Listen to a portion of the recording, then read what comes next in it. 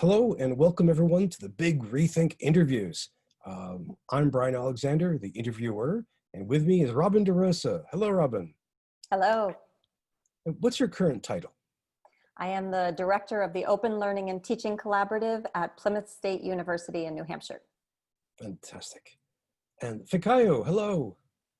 Hi, my name is Fikayo Odubemi, and I'm currently a freelance human-centered designer. Excellent, excellent. A lot of need for that right now. Well, welcome to both of you. The usual pattern here is we have a set of questions that were created by a whole bunch of us in the Big Rethink, faculty, students, and especially staff. And we have the questions start off at a kind of large level, then they get even larger still, then they zoom down to more particular details. They usually take just about the whole hour to work through. If they take a little less, we have room for a bit extra at the very end. But I want to make sure that we can do this in a way that respects both of your time.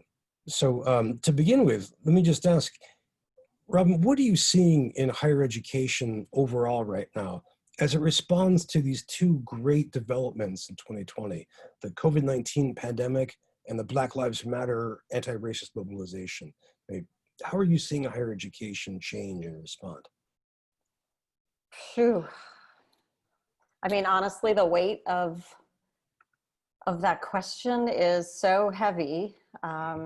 It's hard to imagine where to start, except to say, I guess, the more my shock wears off, the more I realize that shock is not the appropriate response, but that most of what has really been hardest about all of the events of the last few months have been things that we've been struggling with in higher ed and just particularly nationally in the US for a long, long time. So I guess what I'm feeling is that the intersection of COVID with some of the call-outs from the Black Lives Matter protests, it's really showing us how precarious higher ed has been and how vulnerable so many folks in the system have been, and how culpable higher ed has been in not only not fixing some of the challenges that we are facing, but actually exacerbating them. And I think it's been a wake-up call for some folks, but for other folks, it's just been a long overdue reckoning. So I'm trying to deal with the fact that a lot of my own shock about the situation right now is based on my own privilege, and that a lot of people are a lot less shocked and a lot less surprised by how difficult life is right now, because it's really been difficult all along. So I'm hoping that what we do is confront not the challenge of COVID or the momentary, issues with certain statues or whatever of BLM, that the call there is much larger. I think it's much bigger about things that are broken much, much deeper. So that's what I'm really thinking about, is less how to cope and more how to change. And it's a heavy lift. Okay, so oh my gosh, sorry, I have a question for you. And it's basically, so while I was doing research on you and your work, I saw that your team developed a framework called ACE that institutions can basically adapt as a plan for their fall semester. So can you walk us through the thinking behind this framework and how you hope it might impact higher education as we make the shift to online learning? Sure. And actually, I think it's a good question to follow up with what I just said, because when I was kind of flailing around in the realization that something was broken far more than like Zoom was going to fix, right? That, hey, if I just sort of tell the faculty at my college, get online, everything's going to be great. And we could see that break immediately just because the the students that I work with that we have at Plymouth State, many of them are rural students, many of them are Pell eligible, students living well below the poverty line. We've got lots of veterans, all sorts of students who even just the simple thing of trying to log on to find their homework was an impossibility once they were displaced from campus and from the Wi-Fi and from the computer labs. So, you know, all of this was pretty overwhelming because it was hard enough to talk to faculty about basic things like, oh, here's how you make an online course. I know you haven't done it before, we can help you.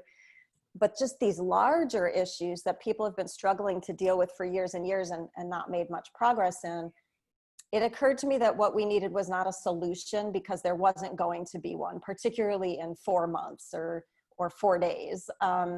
So instead I thought what we needed was a framework for decision-making, for iterating towards something that would shift how we were delivering education. So ACE is really organized around these ideas of adaptability, connection, and equity, because I feel like what we need is for everybody who's involved in higher ed, and by that I mean not just faculty and administrators, but legislators and students and families, citizens, for everybody to kind of get on board with what matters when we're thinking about how we're going to rebuild in the wake of all of these challenges. So it seemed to me that adaptability, connection, and equity, these are things that, you know, COVID has really like put in the front, right? Everybody's like, oh, we have to be adaptable. We need to be high flex. We need to be hybrid. We need to be this and that. But adaptability, connection, and equity, I mean, these are the kinds of things that many of us have in our mission statements. They are things that we talk about. We've been talking about them for years as being sort of cornerstones, especially for those of us in public colleges or community colleges in the US. So I guess what I was feeling when I saw COVID hit was that we were just chucking that stuff out the window and just flailing around for the quickest technology tool that we thought would solve the problem. But the problems are a lot older than COVID, and it seems like we need a framework that's a lot richer. So what I'm trying to do is not so much train faculty and administrators, but instead to involve them in a vision and a set of values that will guide us as we kind of remake ourselves if things are going to change. So yeah, that's what that framework is. We have everything from like a workshop that goes with it to kind of a self-paced set of curricula.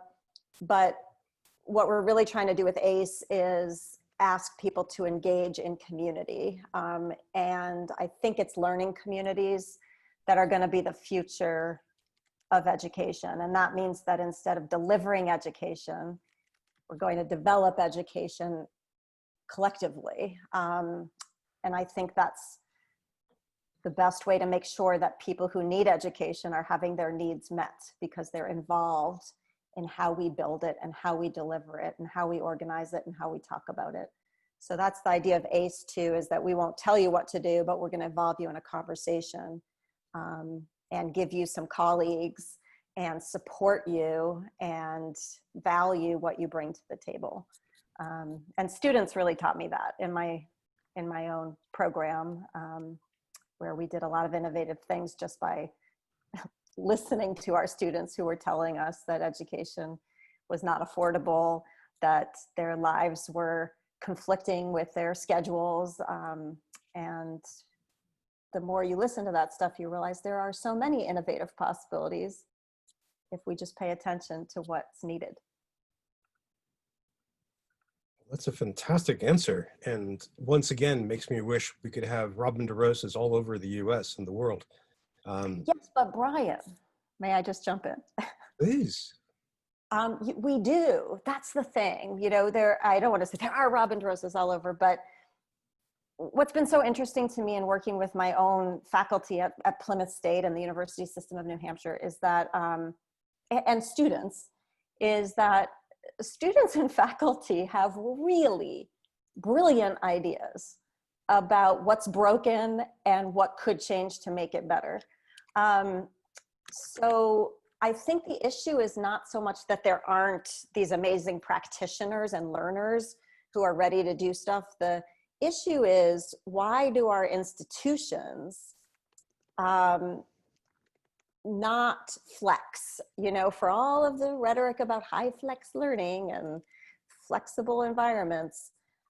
We expect students and teachers and community members to contort their lives to fit education and institutions, but institutions don't bend back reciprocally. So I think the issue is less about finding the people. What you find, and I know you find this, Bryan, when you go to institutions and you're like a keynoter or a consultant, you get there and you in the back of my head, I'm always thinking, why are you guys paying me? Do you see these amazing people in your own college who are full of ideas? But the structures are not plugged in, they're not listening. And that's really been the challenge, I think, is for every time your institution asks you to do something, we should expect our institutions to do something in return. What changes are you making for COVID, right? What shifts in how the shape is, are you willing to bring to the table with my innovative pedagogy, and students willing to go on Zoom while they've got their baby brothers and sisters hanging on them, and their parents are out of work, and I mean, everybody's trying, but how do we get our structures to try just as hard as we are? Well, that is really well said, and I appreciate that. And I just wanted to clone you because I admire you so much. Shameless fan note. And Fikayo, what a great question. Thank you for grabbing that part of Robin's work. Let me follow up with the next question, which actually is kind of more of an analytical question, and more of a quantitative question too, which is, as you work on this, as you work on ACE, as you reach out to other institutions around the country, and as you watch us and help us transform, what metrics do you keep an eye on? What are the specific trends that you track that you think we should track as well?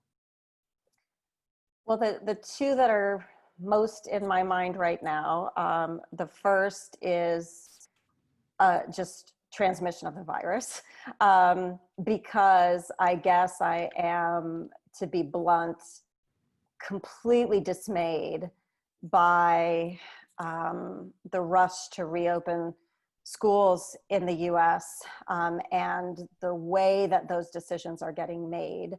And not just schools, of course, but businesses as well.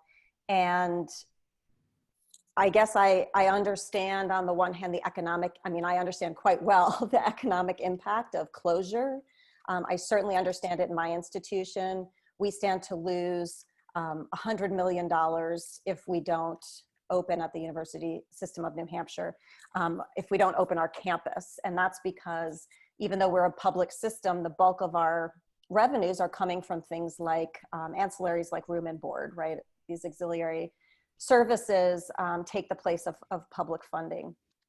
So I think when I look at the transmission numbers and I see that if there were not this economic imperative to open, there would be nobody, except for the conspiracy theorists, who would be recommending that schools open. It's very clear that this push is an economic one, and that we can't give people a basic income in order to sort of survive this. So we're opening businesses too early. We're opening schools because the pressure on schools is enormous, and they won't survive unless they open. That lack of survival is also a huge problem because, my institution is closer to the North Country of New Hampshire. It's very rural. Many of our students are from a 50-mile radius, or at least a 100-mile radius of our campus. Many of these are students who will not go to college if my campus closes. So it's not just like, we're obnoxious that we want to open. It's that there's a real loss if we close. So I'm trying to watch these transmission numbers because it seems to me that we are stacking up, you know, the economic fallout against people's lives. And the more data that I'm gathering about what's happening as athletes are going back, or some systems are opening over the summer, it's bad. So that's one issue. And I think that's one explanation for why, you know, the COVID problem is not a problem with COVID, right? If public funding were healthier, we would be having a much different conversation. And I'm actually not 100% against, for example, K-12 openings. There's a very different conversation around K-12 than higher ed. In higher ed, we know that we can deliver online education in certain ways that work. But what we have in K-12 is a different story. But you know, perhaps we could more safely open more of our K-12 schools if, you know, like my daughter goes to Plymouth Regional High School right next to Plymouth State University. I would have felt a lot better sending her back to school this fall if Plymouth State had stayed closed and not brought students in from all over the country. So I think everything's whacked out because of some of the flawed ways that we've been funding learning as a sort of individual market-based commodity rather than a public good. So when I look at the data on transmission, I see not only a disaster that gives us many, many more months of lockdown with COVID and many, many more American deaths, but I also, I guess I also just mourn the risk analysis that has to happen. And it just seems, it seems like an obvious cliff that we're about to jump off of. And I, you know, when you're in faculty development, you almost feel culpable, right? Because it's my job to help people do this well. And you know, I just feel conflicted every day about that work. So that's one set of metrics. The other metric I've been really most interested in, because of Black Lives Matter and the incredible work of activists who are, you know, putting their bodies on the line every day for justice in the police brutality cases, and with a whole host of other things. You know, I think when you look at the data about race and class and COVID, when you look at the incidence of COVID on Native American reservations, when you look, when you control for class and still look at the implications of COVID on race even, when you look at the implications of COVID on housing, and then you link that to what we know about redlining and racism in mortgages, for example, you just realize that, because for me, my students in New Hampshire, we still don't have a lot of COVID up north. We've been pretty well protected. But what we did have was immediate economic fallout from the virus. And I think when you look at how that fallout, if you look at the data on that fallout, it really shows you that COVID is not hitting our country equally across all demographics, and that equity is at the core of a lot of what's hardest about COVID. I certainly saw that with my students, and I feel like this is the kind of thing that education needs to be designed around. That's why equity is a big piece of the ACE framework, is that you know, we can't build architectures that aren't deeply acknowledging the fact that these playing fields do not start out level. So I think a lot of the ways that we plan on delivering online learning, both in K-12 and in higher ed, are, you know, really bad for certain communities that can't get access, for example, online. I'll also just say, like, you know, I'm speaking to you here. I told you before we started talking from my mom's apartment down in the Boston area, because she's in the hospital. And, you know, I wasn't totally sure I was going to make it to this conversation today. And you know what?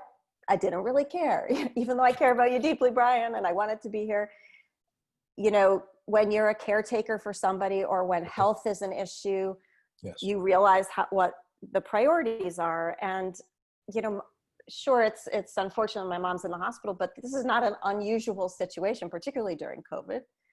But it just occurs to me that we are all human. We are all challenged. And if you don't enjoy certain levels of privilege, those challenges can immediately engulf you. And I can't imagine how low on my priority list it would be to read a passage of Shakespeare and do a discussion posting, right? So the metrics I'm looking at are really about equity and about helping people understand that COVID is a public health crisis, but it's also a social justice crisis. And we're seeing who we are right now as a country, and in a lot of ways, and it's not pretty. Gosh, I sound so, I don't know, disgruntled. Sad.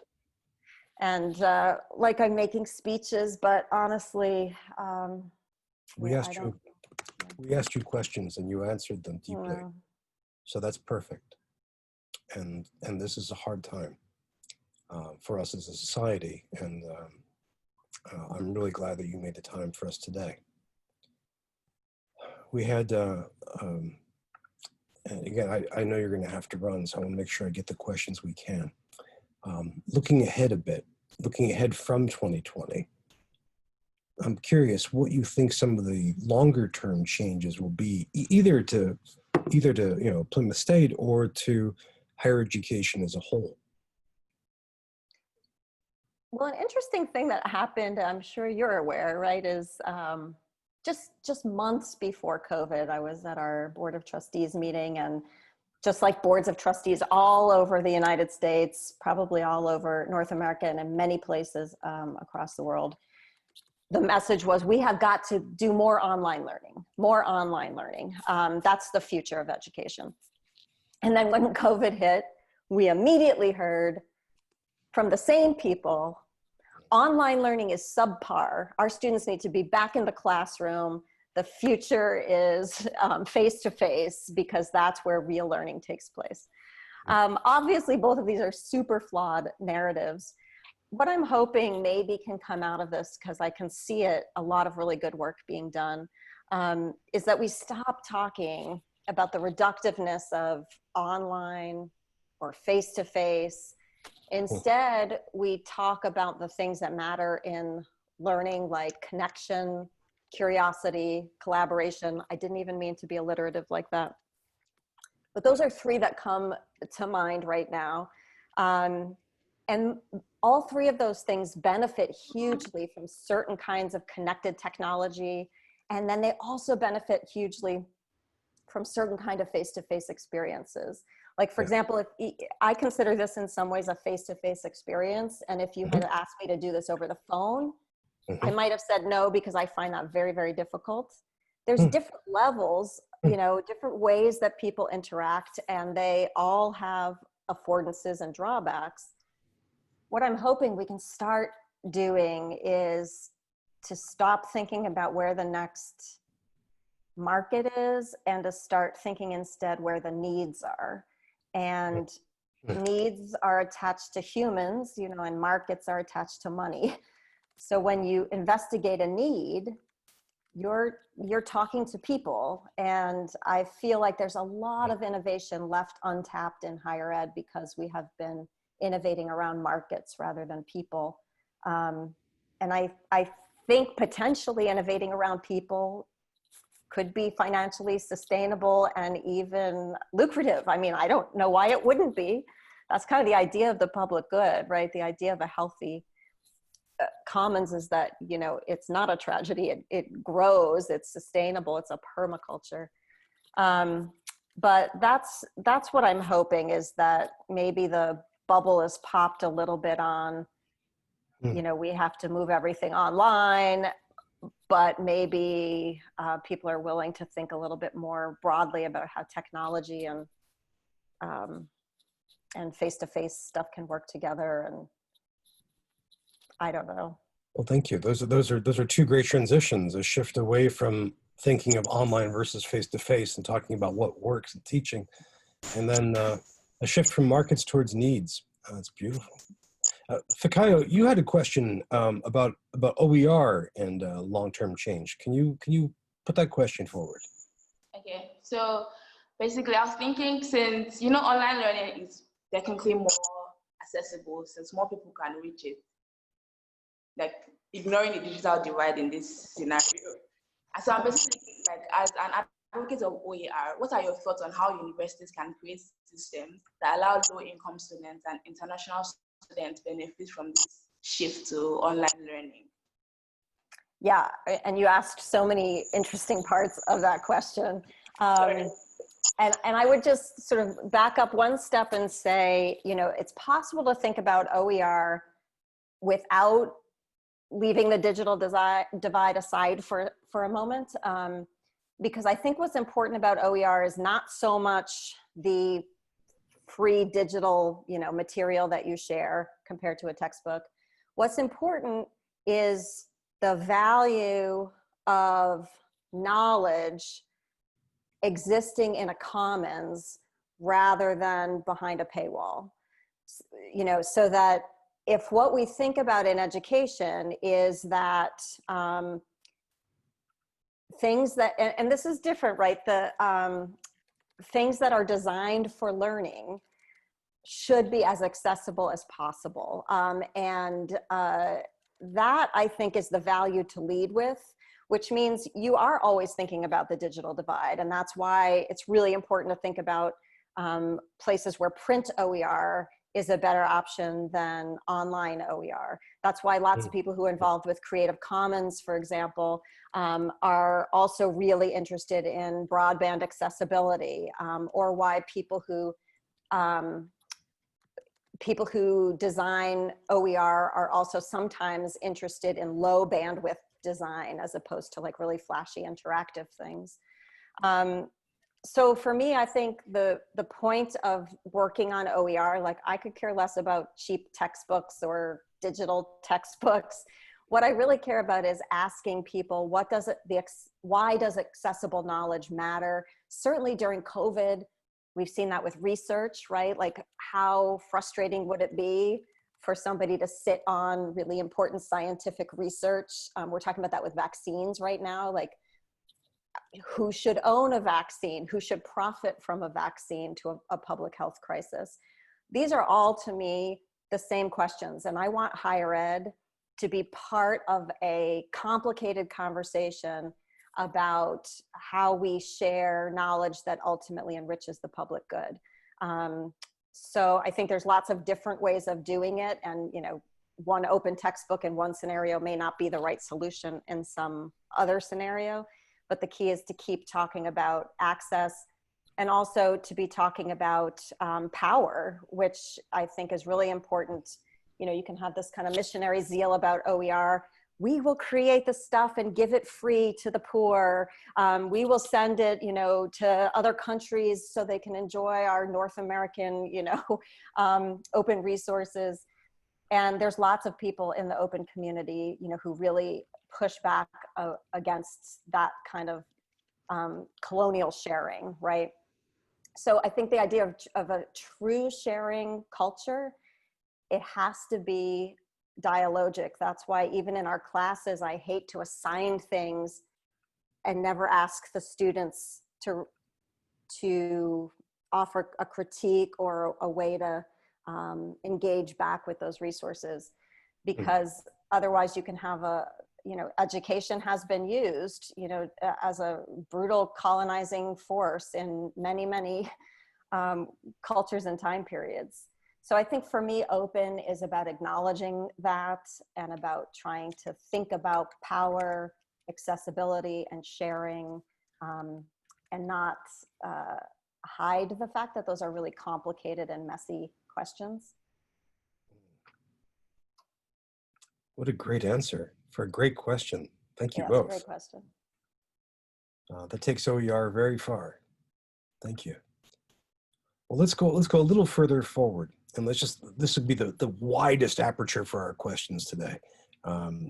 let me ask, how do you see these changes in higher education? For example, the shift away from markets to needs, or thinking more clearly about what works for education. How do you see that intersecting with some of the other humongous trends? I'm thinking, for example, about income and wealth inequality, but I'm also thinking about climate change. And besides the fact that New Hampshire might become, a sunny beachfront property down the road. Yeah, I mean, I guess one of the questions that I ask related to what you're saying is, what's the role of public institutions in the future?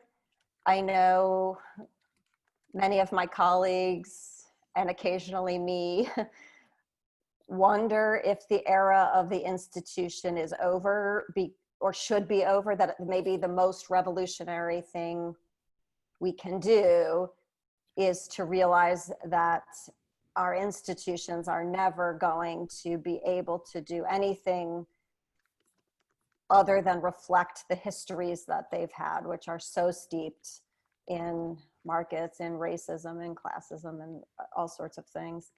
But I guess I feel still like where I am right now is that I think if the public got clearer messaging about the cultural and economic benefits of sustaining the public good, that we would have a shot. Because the one thing we have going for us is that like deeply polluting corporations, low tax rates that don't cover public university tuition. The thing we have going for us on all these things is that really most people are screwed by these things. So you don't have to make up any fake arguments when you're trying to explain the public good. The arguments are right there, and there are really no good arguments on the side of privatization, of not funding the public, not letting the public regulate itself, not paying the public for what it needs. So part of what I think has happened is we've lost our champions, So if you look around and you're asking like, okay, I can see where the PR is coming from on the part of, massive corporations who, give away 0.0004% of their income, and that becomes like a parade, right? So I understand how that PR machine works, but where are the public university leaders, for example? Where are the healthcare champions? Every once in a while we get a politician, we get somebody, but we don't have regular people emerging, knowledgeable about how we all benefit. And we're literally killing ourselves. I mean, we see it all the time. We're voting against our best interests. The hope for me is simply that if you read even a little bit, you start to realize like, oh my God, if I just invested this much in a tax for public education, if no one I know goes to college, I will still live longer, like crazy things, right? So I guess I feel a little bit of hope that the public good is good for the public, but I don't know how to make that transition. I'm putting my faith now in public institutions, a coming together where we can explain that stuff. But so far, it's tricky. I have a little bit of hope for November, not a lot of hope, but I have a little bit of hope in the US election in November that the country will stand up and reject something particular. And that would be a helpful first step. Thank you. I like how far you went with that question, and with that answer. I admire your hope for this. Do you know Chris Newfield at UCST? Yes, honestly. So first of all, I know he's moving to the UK now, and like he doesn't Yeah. even, I'm sure he doesn't even know I'm alive, but I'm sort of in mourning because to me, he was one of the few people, like when I read The Great Mistake, not only was I angered, but you know, in that work, he really presents some pretty airtight data about how idiotic the decisions are that we are making, particularly about public higher education. And I feel like if anyone just spent time with that work, so I've been really indebted to him for explaining a lot. Philip Trostel is another one. He's in Maine, who does some really good work. You know, there's a whole bunch of people who do this, but they tend to be researchers. And I guess what I haven't seen is a translation from those researchers to higher ed leadership. And that's where I think we could really make a difference. We need more provosts and presidents, I think maybe, who are willing to not give up so quickly on a sustainable public future for higher ed. But yeah, his work is amazing. Thank you. Well, this leads us to our next question, but I think you anticipated our next question perfectly, which was, what have these crises revealed about higher education? And you pointed out early on our conversation that certain chronic problems have been emphasized. They reveal how precarious higher education really is, how vulnerable some of us are in academia, and academia's culpability in maintaining that vulnerability. So I just think that's great. And we should probably just move on from that since you already answered it. As usual, you were ahead of the curve. Let me narrow things down a bit then. We have a few questions that are slices of higher education. The first one has to do with a certain population, the instructional designer population. And again, for everybody, that includes people who are called instructional designers, as well as people who are in academic computing or educational technology, or even the rest of IT or the library who do that kind of work in designing classes. And they did heroic work in March and April of this year in our incredible transition online. And I'm curious, and they're also a key constituent of our graduate program here. A lot of instructional designers come to our program, and quite a few graduate to become instructional designers. So I'm wondering, what can the instructional design profession offer higher education in this crisis? What can IDs do to help? Well, I can't honestly think of a more important position right now than an instructional designer, because what I think is most up for grabs really is, can we redesign? Can we use intentional design to address some of what's going on right now? So I almost think of myself more as an instructional, maybe a structural designer of education more than anything else these days. But let me give you an example. I'm actually keynoting a conference next week, which is for instructional designers. And so I was thinking about, you know, what I would say. And I guess part of what I'm thinking about is if instructional designers are, first of all, they have to be at the table, right? So we tend to undervalue our instructional designers a little bit by saying like, okay, I have to take my class and put it in the LMS now. You know, can you help me set up the LMS or set up my grade book or whatever? But really what I would ask instructional designers to do is force your faculty and your administration to see you as a visionary, because in 2019, the ed tech industry was I think almost a $20 billion industry. I saw a thing when COVID hit. It was in Inside Higher Ed, and the headline said, ed tech industry weighs risks and opportunities around COVID.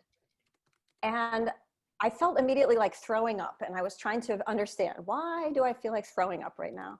And the reason is that the risks and opportunities that ed tech, that multi-billion-dollar industry, was identifying were not risks about people's lives or opportunities for learning. They were about profit and loss. That cannot be the future of how we design. It cannot be based on a multi-billion-dollar industry that's weighing opportunity and risk during a global pandemic on profit and loss. What I want instructional designers to say is, what are the opportunities that we have in this learning moment right now, in this environment that you're designing? And who's at risk? And why are they at risk? And how can we address those risks?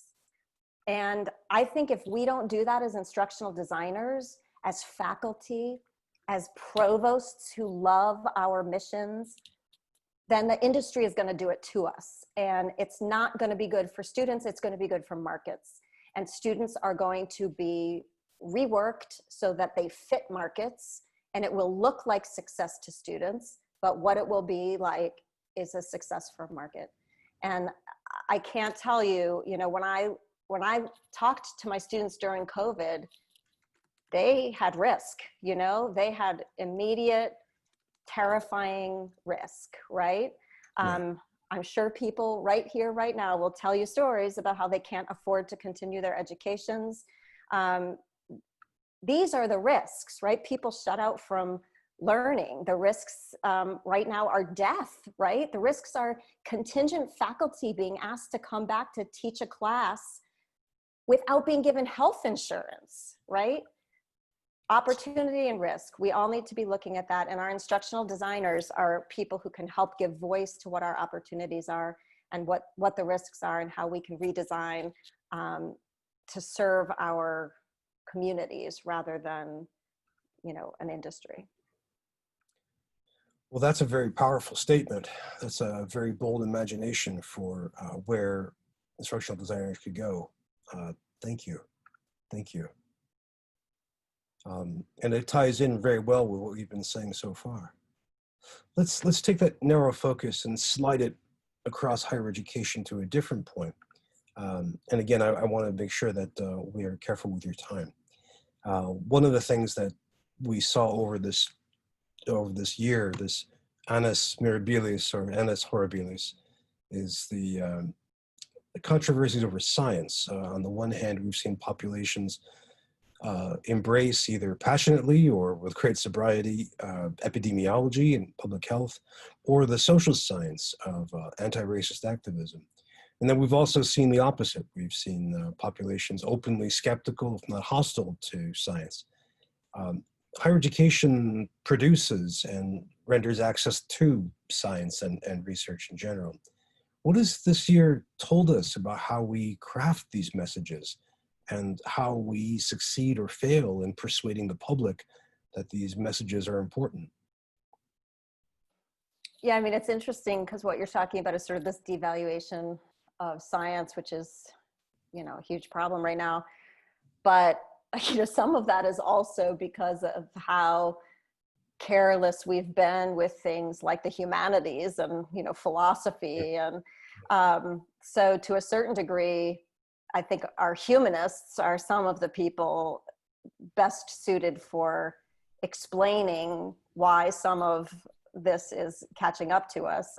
Even I think in academic settings, we are seeing a very scary sort of rejection of the humanities, including, history and, whether history is a social science or humanity can sometimes get a little bit dicey. But so anyway, I think all of these are probably related. It reminds me actually of Chris Newfield's cycle of devolution around privatization, but there's a similar thing I think happening in the relationship of the sciences to the humanities and how we talk about them. And all of this is related to a kind of anti-intellectualism, for sure, that's been around for, I'm sure for a very long time, but you could certainly remember it with the second George Bush and, the sort of conversations about what makes a human appealing.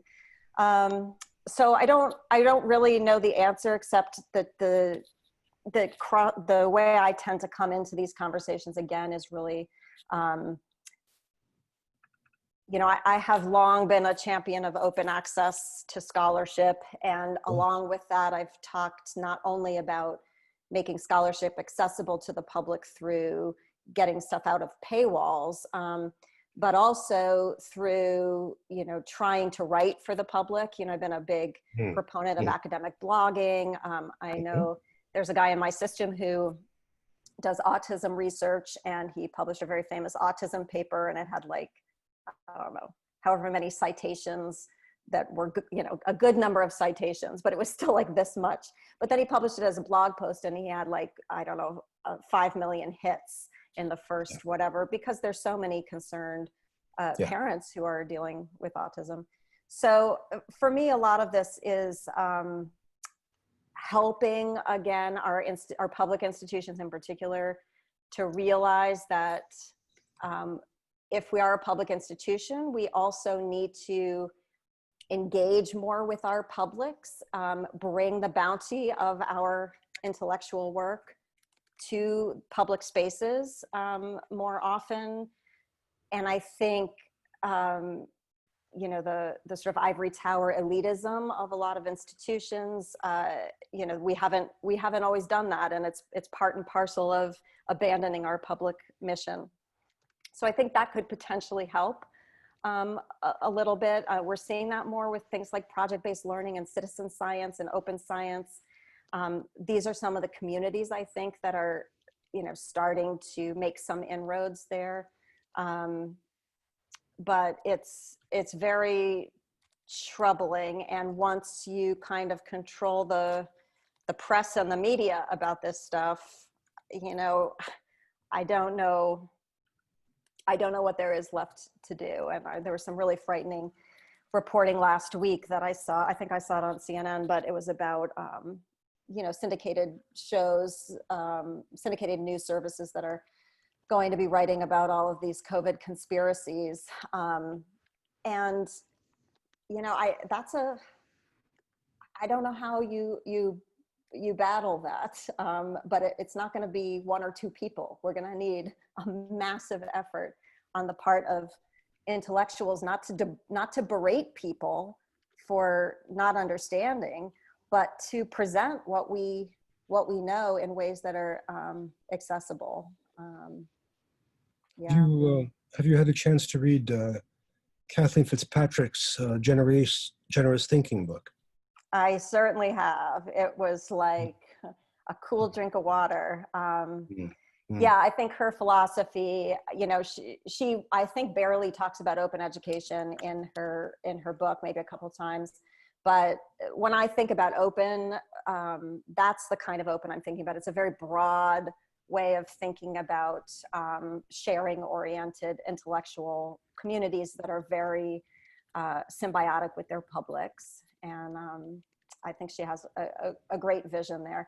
I actually, we invited her to keynote at Plymouth State before they took away all of our budgets, understandably enough. So she's not coming this fall, but I was very excited to maybe have her come post-COVID to say, you know, how are these ideas reinforced for you, and what path forward do you see? Because again, you know, just like Newfield's book, I think, was all written just before Trump. These are folks that, you know, when the rubber hits the road, you really want to let folks like that be our leaders. Oh, well said. Well said. I'm glad. We're very fortunate to have her as an interviewee in this series as well. I'm looking forward to sharing her discussion. We're coming close to the end of our time, and this leads us to our final question, which again is another slice of higher education. And you've touched on this already a little before. I'm just wondering if you could say a bit more about what the digital divide means for higher education, either in the US or New Hampshire or in the world in general. Yeah, I mean, in New Hampshire, it's tricky. I know you know this because you're a Vermonter. in spirit anyway, still. And so we had multiple ways that the digital divide hit Plymouth State. So first was just regular poverty, students who could not afford groceries.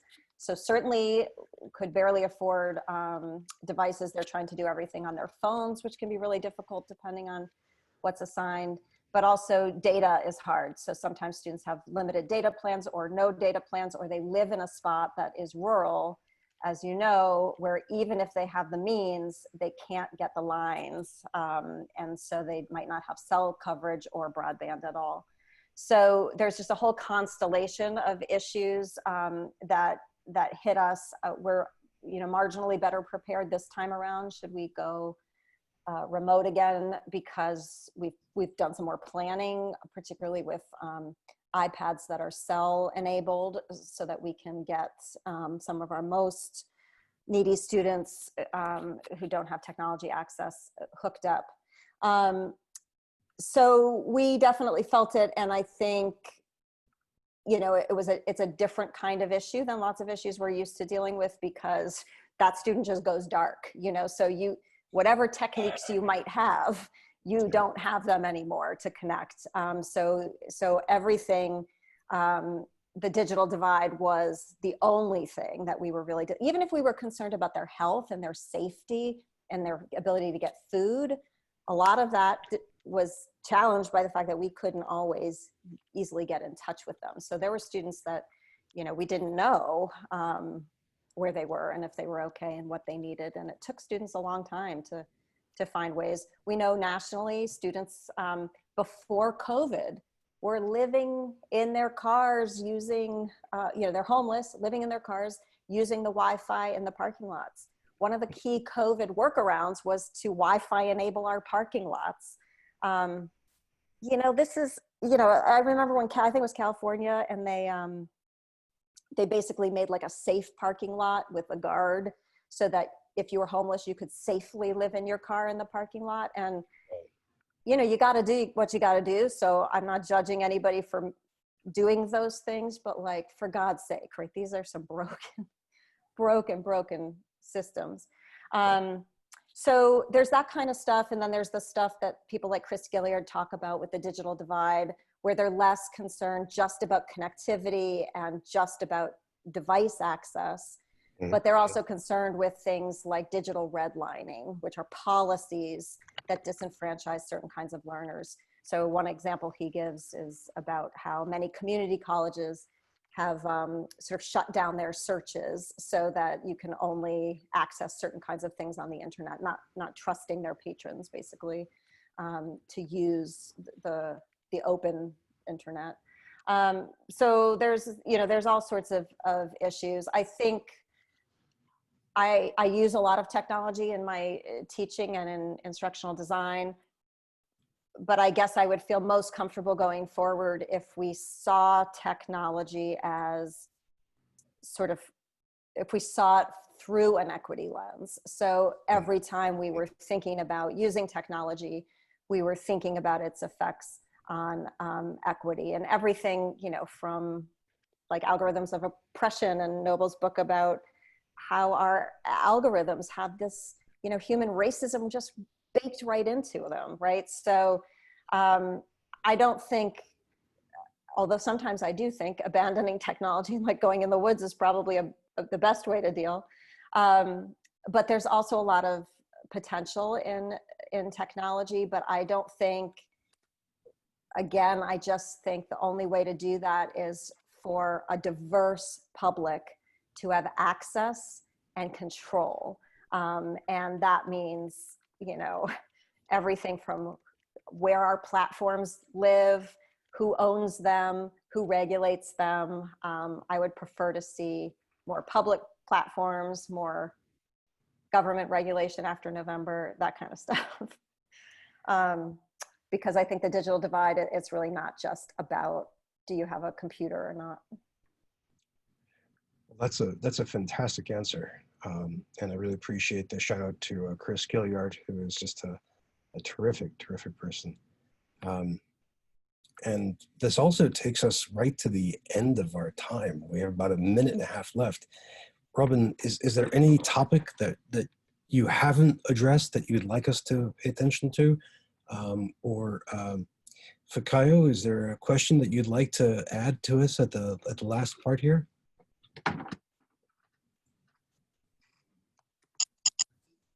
No, I don't have any questions, but I think I noticed like a general theme throughout the interview, which is just public collaboration, public engagement. It's really important to look through the lens of the public and like design whatever you are creating through the lens of the public and with them in mind for it and for like that feeling of control for the public to know that, okay, yes, we're involved and we are directing how this would go.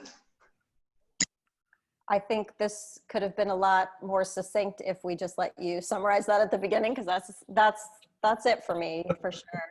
And I think in thinking ahead to fall, I would just leave people with the last thought of when you think of a sustainable, healthy public, what decisions should we be making now to get closer and not further away from that this fall? Yeah. That's really well said. I've got to say, first of all, Fikayo, thank you for that beautiful summary. Robin, thank you for sharing so generously of your time, your thinking, your reflection in this incredibly challenging time.